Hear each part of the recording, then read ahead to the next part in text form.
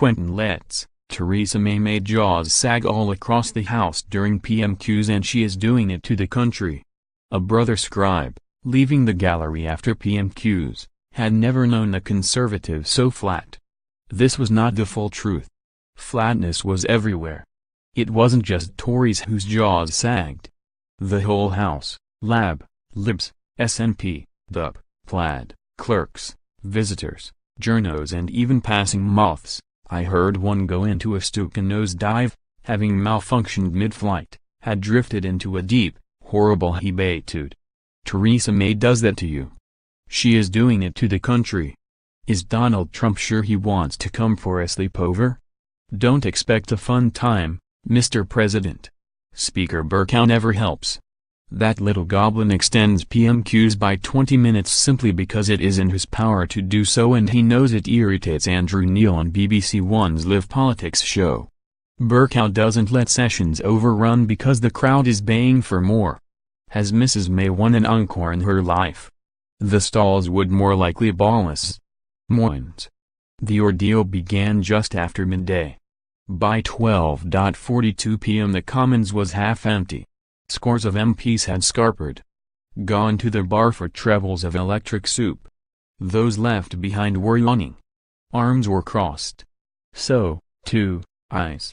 The sergeant-at-arms was practically stabbing himself with his sword. Somnolent Central. How does the Prime Minister do it? Partly by failing to answer questions and doing that at great length in her schoolmarm warble.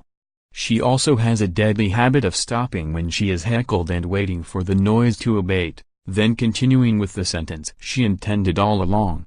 Other parliamentarians master the extempore put-down. Mrs. May just trolls into a ball like a woodlouse until the danger has passed. Then she uncoils her spine, it is surprisingly pliable, and toddles along her way.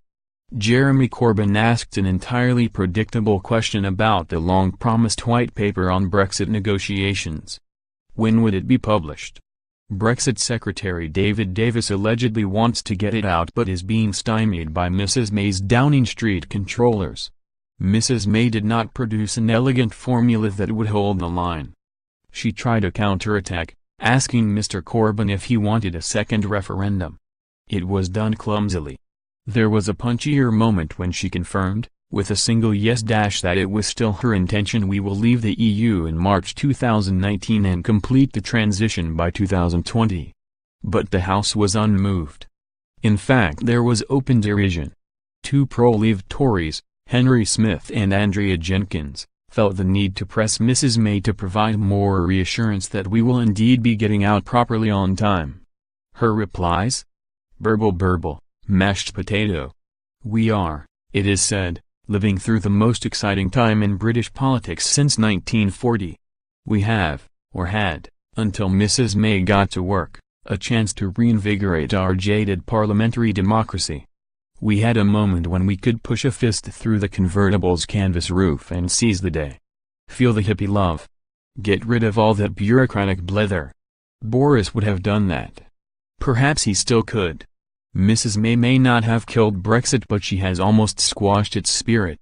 The only ones who are palpably taking back control at present are the Whitehall mandarins, the inspectors, the finger-wagging classes who were so terrified by the Leave vote. You see it with that depressing revival of the Heathrow expansion plan. Mrs. May dodged a question on it from Justine Greening.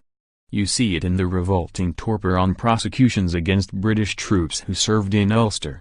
She was pressed on that by Mark Francois and her answer was pathetic. You see it in things such as the revived part privatisation of the Forestry Commission, the swagger of the Blair-Soubry-Grieve Mandelsons, the conceit of the House of Lords, the cockiness of the activist judiciary, the naked politicking of bishops, and maybe even the awful violence on our summer streets, where criminals scent that the land lacks a leader.